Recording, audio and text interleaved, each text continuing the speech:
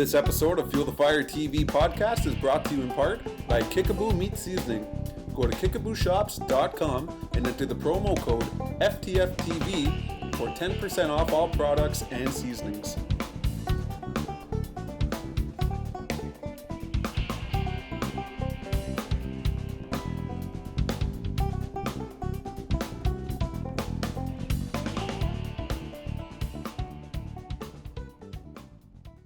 All right, man.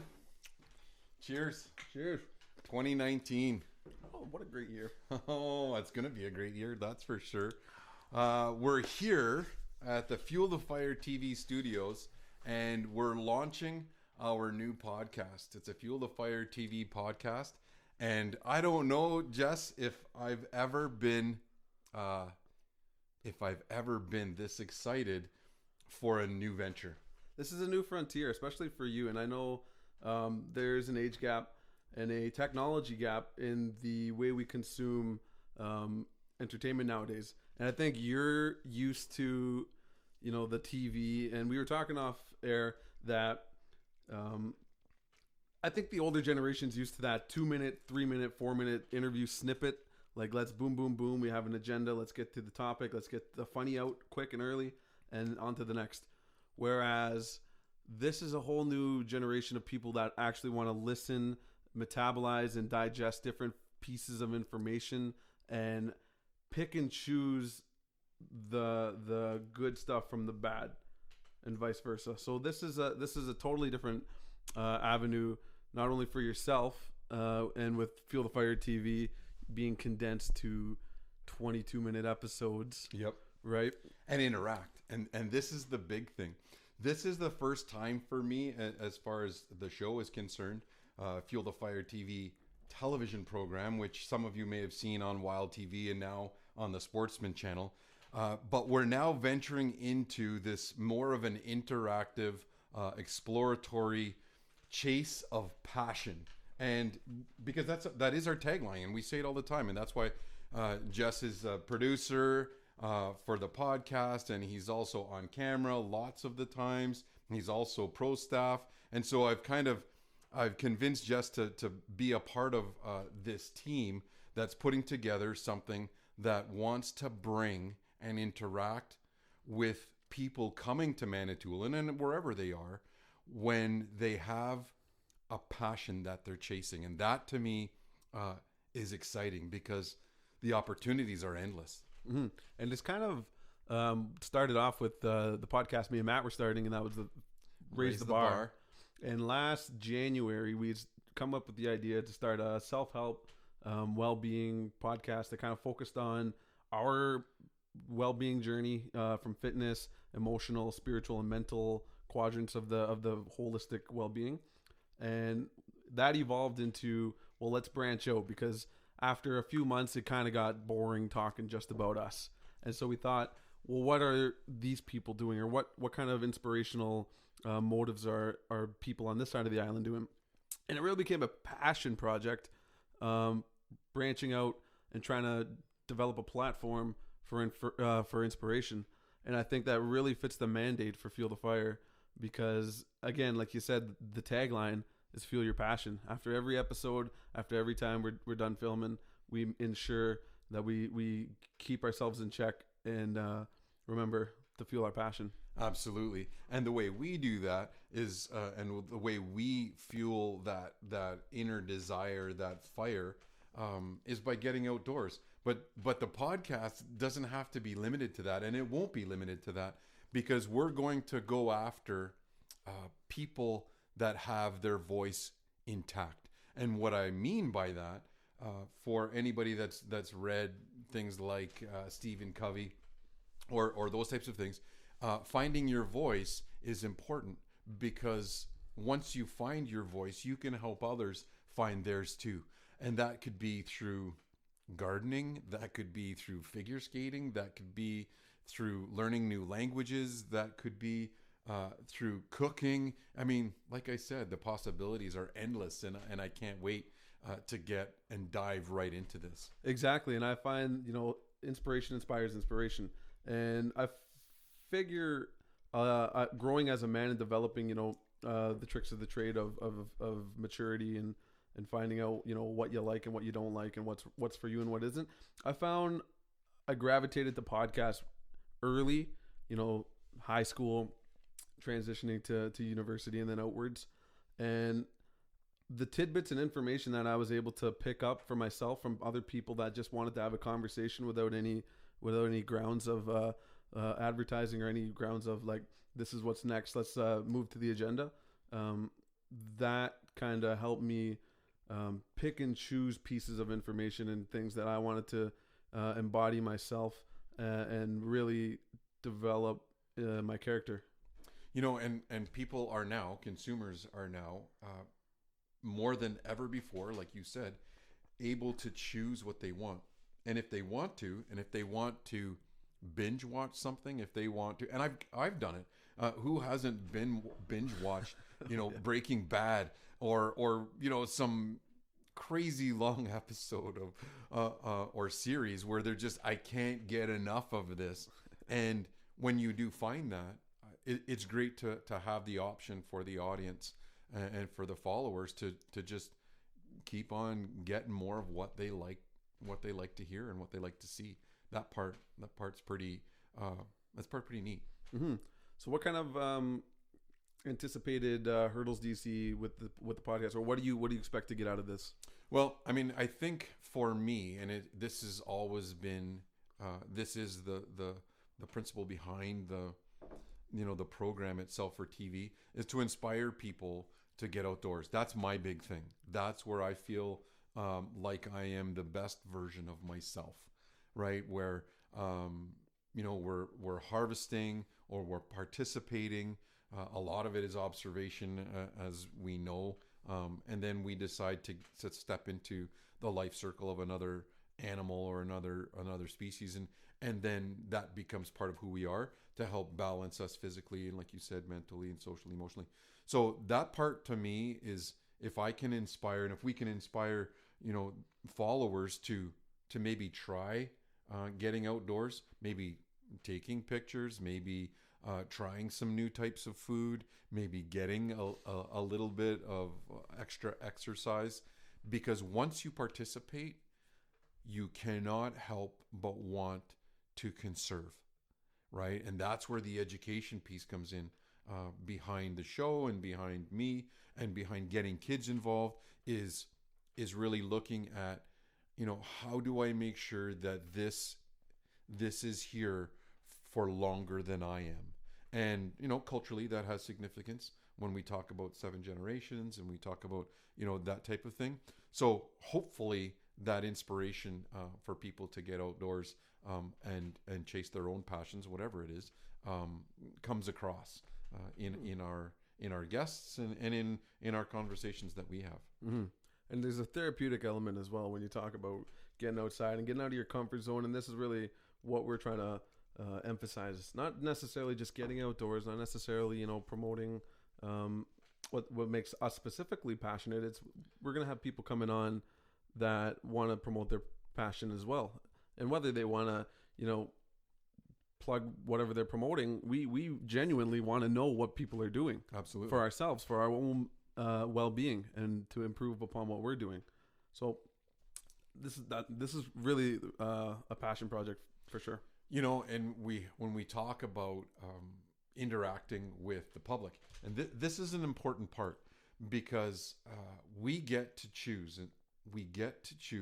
who we surround ourselves with. And I know that, you know, through work and through the businesses that I've run, if we surround ourselves by inspirational people, by people that make us better and better versions of ourselves, then it's good for everybody. Yeah. And when we hear some of our guests, when you get to meet some of our guests, and many of them might be for the first time, that's what's going to come across, because the lineup that we have are people that really truly know what fuels them and have accomplished you know, great things along their path through their voice. Mm-hmm. and that's going to be awesome. And, you know, Matt and I kind of talked, we always constantly talk about First Nations dynamics, and there seems to be this crab in the bucket mentality that is almost universal across the board for First Nations communities. And I think as much as I can, I'd like to, turn that focus around to promote well-being, to promote the benefit of others, to do well, and to get out of the bucket, to raise each other up instead of pulling each other down. And as much as I can, or we can, do that. Why hold each other back when we can progress? And that's actually one of the topics for conversation, and it's a bigger topic, and it's the topic of oppression. And where does that come from? The crab in the bucket mentality is not something. I mean, it is universal. That exists when you look at Twitter and you look at how negative some of the Instagram or Facebook, or how negatively they can be used. It's discouraging. But in that same breath, if we continue to promote people and raise that bar like you and Matt did through your podcast, and inspire others to fuel their passion, then I think we can encourage and inspire people to climb right out of that bucket, and while they're at it, bring a whole bunch of people with them, right? Mm-hmm. And help them get out as well, because they found their voice and they're confident, and they know who they are, and they know what they want to accomplish in life and where they want to go. So, and I think that's something that is going to be important in our podcast as well. But 2019. So happy New Year for everybody. This year, some big changes are in store for me, and I'm interested to know what you think 2019 has in store for you. Well, 2018 was a great year. Lots of learning, lots of growth. 2019 is I'm coming into it super optimistic. We got a good thing going for us right here. This is I'm extremely optimistic to pilot this passion project of ours and to see where it's going. In terms of fueling the fire and getting the passion fueled, I know we're gonna have a couple hunts lined up this year, indefinitely. Jesse's gonna get his first turkey. No, we were on the Raise the Bar podcast with your chum from the island, I guess, but you met him in North Bay, and we're going on a turkey hunt. Yeah, that's gonna be exciting. I know Jess has been on turkey hunts before, but he hasn't been behind the gun. Yeah, and it's a little bit different, when you're responsible for getting the shot versus actually taking the shot. It's a totally different dynamic, I'm sure, and which I've learned with hunting with Warren on my first moose harvest. Right. Being so used to being behind the camera for years before that, and then finally having the opportunity to be in front of it. It was a whole different ballgame. It is a whole different ballgame, and it was a different ballgame for both of you guys. For Warren too, yeah. I guess on both ends, it was a little bit of different world changes. Because Warren actually had the moose in the viewfinder, and just did the standard "Are you on him?" and Warren said, "Yes, I am," and he was on him, but he had double punched the record button, and so we didn't end up getting that harvest. We got the moose. You got your first moose, which was a fantastic moose. 53-inch bull, but again, the roles were reversed, and you guys were out of your comfort zone. Yeah, no, exactly, 100%, and that's what I mean. Being able to sharpen that tool set going forward, and transitioning a little bit more from behind the camera to behind the firearm or the bow or whatever it may be coming up in 2019. That's a challenge that gives me a bit of anxiety, but at the same time, it's met with a very positive anticipation of growth. And I think when we talk about anxiety, and that target panic that a lot of us have, I have a guy who I so want to get on here from Shot IQ that talks about target panic and bow hunting and what to do in terms of dealing with target panic, which I think we all get at some point. That whole piece in there about the harvest will be something that is the end. It's the end of the line when it comes to the show part. But I think for a lot of us, it's also the beginning of something else. We have to come to terms with it. We're going to talk about that, with actually taking something's life. But then we also get to the benefit of it nourishing us, and the cooking part, and talking to the chefs, some of the chefs that we've got lined up. I'm excited to talk to them, because it's going to open up a whole new world for me in terms of flavor and taste and cooking. Yeah, absolutely. Yeah. Well, we had deer tonight, and it was spot on. Well, we had some deer roast, and my go-to, and I is Kickaboo meat seasoning. It's so easy for me, and I'm not a great cook, and they've done all the work. So that was great. We had some barbecued asparagus, and I mean, it really was good. And more of that full circle type of thing, from, going out and harvesting and cooking and then consuming and sharing it with friends and family is always fantastic. Absolutely. And I'd like to explore the philosophy behind it a lot more too with this, whether it's from you or from other people we talk to. I can't wait to get into the nitty gritty of the why, the where it comes from, and dissecting those layers on why people hunt. Now, 2019 or 2018, both of us tried a little bit of a paleo approach to our lives. And how did it work out? What happened for you? What sticks, and what are you going to try and do more of or less of? What do you think? So me and Matt did the paleo thing for as long as we could, and the difficulty I found with that is that we went too strict with no leeway breaks, and there were punishments for breaking those, right, instead of allowances. Yeah. So when you are so strict on a regime, you don't allow for those times when you're feeling weak and you just fall off. Yeah. And when that happens, you look at yourself as a failure in a sense, and so it snowballs. Guilt. There's guilt to it, and then it snowballs into, well, you know what, I already quit or gave up. I can't get back on track because I already gave up. The momentum's gone. But if you moving forward in 2019, giving yourself that extra leeway and maybe not being so radical with everything, figuring out what works for you and what doesn't work for you, what is under thought about is when it works for you and when it doesn't. Not what works and what doesn't work. It's when it works and when it doesn't work. Right. Timing is everything when it comes to a healthy and active lifestyle. And that's from diet, that's from physical activity, that's from social interaction, that's from mental stimulation. There's always timing associated with all of those that is essential to have a good balance of, or else you're just going to fall off the rails. And I find moving forward, there's going to be a more focus on balancing those things, right, from social to physical to the eating and everything, because I found when you sacrifice too much of your social time at a cost of trying to be well and continue doing this, you're out of balance. Yeah.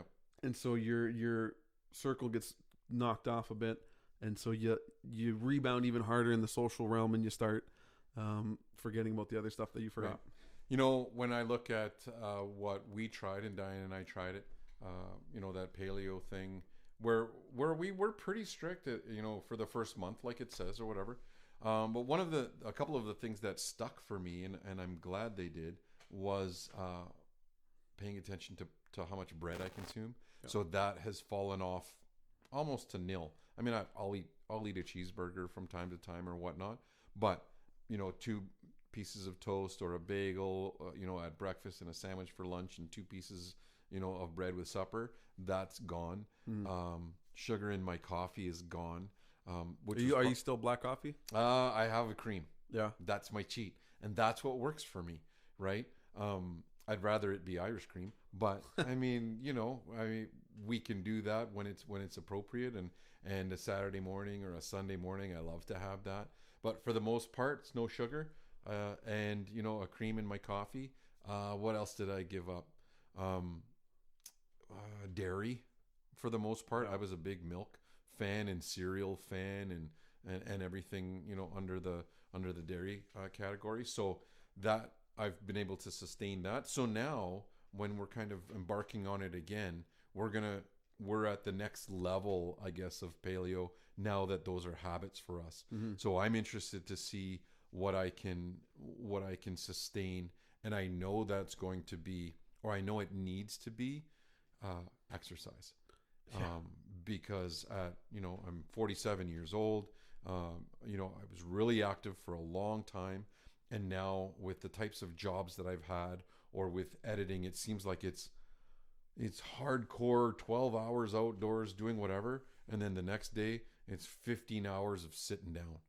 And that, although it's balanced in terms of 15-15, my body doesn't respond very well to that, and I need to have a better way of working that exercise routine into more regularity. So I'm hoping that happens. Yeah, being more consistent too.